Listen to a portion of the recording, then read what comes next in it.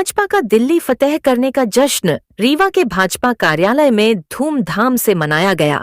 इस दौरान भारतीय जनता पार्टी के कार्यकर्ताओं ने जमकर आतिशबाजी की और एक दूसरे का मुंह मीठा कराया।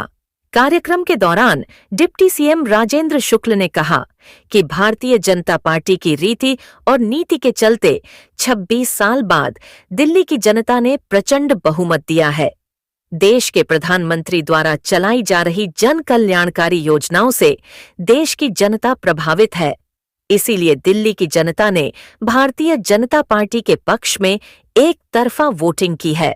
अब दिल्ली को भी डबल इंजन सरकार का फायदा मिलेगा। यमुना साफ होगी, लोगों को शुद्ध पीने का पानी मिलेगा। वे सभी जन कल्याणकारी योजनाएं लागू होंगी जो अन्य प्रदेशों में तो लागू है, लेकिन दिल्ली में आपकी सरकार ने लागू नहीं होने दी। देश के प्रधानमंत्री के विकास कार्यों को देखकर लोगों का भारतीय जनता पार्टी में विश्वास बढ़ा है। अब मध्य प्रदेश, गुजरात, उत्तर प्रदेश जैसे सर्वांगीण विकास दिल्ली का भी हो सकेगा।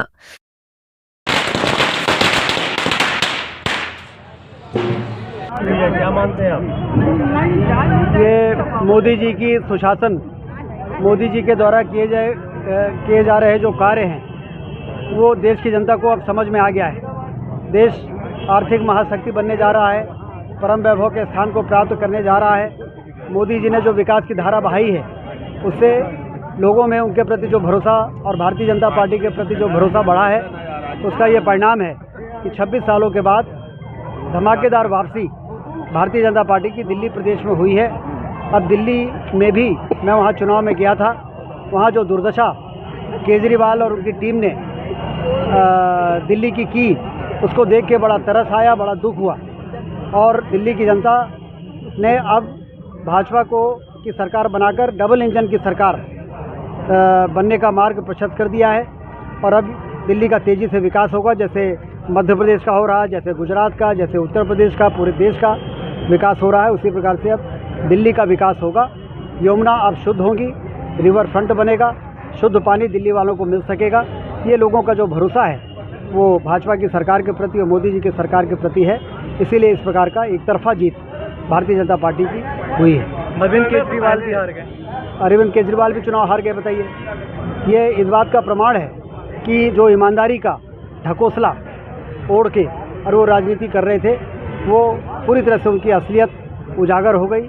शराब घोटाले में वो कहते थे हमको गलत फंसाया गया, लेकिन जनता की अदालत ने उनको चुनाव हराकर ये साबित कर दिया है कि उन्होंने तमाम तरह के घोटालों पर ज़्यादा ध्यान दिया, दिल्ली के विकास पर उन्होंने ध्यान नहीं दिया है। मतगणना से पहले कांग्रेस ने आरोप लगाए थे धांधलीबाजी, क्या मानते हैं आप, ये आरोप है या फिर हार का? ये तो हारने के बाद इस प्रकार की बातें करना अब आम हो गया है। लोग ईमानदारी के साथ हार को स्वीकारते नहीं हैं। भारतीय जनता पार्टी की सरकारें जिस प्रकार से अभूतपूर्व कार्य कर रही हैं उसको स्वीकारते नहीं हैं और इसलिए और ज़्यादा कमज़ोर होते हैं। जो घोषणा पत्र था उसका बीजेपी का, क्या वो पूरा होगा दिल्ली के अंदर? 100% पूरा होगा। अब क्या चिंता है? अब तो डबल इंजन की सरकार है और दिल्ली का विकास इस प्रकार से होगा कि दुनिया उसको देखेगी। दिल्ली के बाद अब अगला टारगेट क्या हुआ है बीजेपी का? दिल्ली के बाद अब बिहार।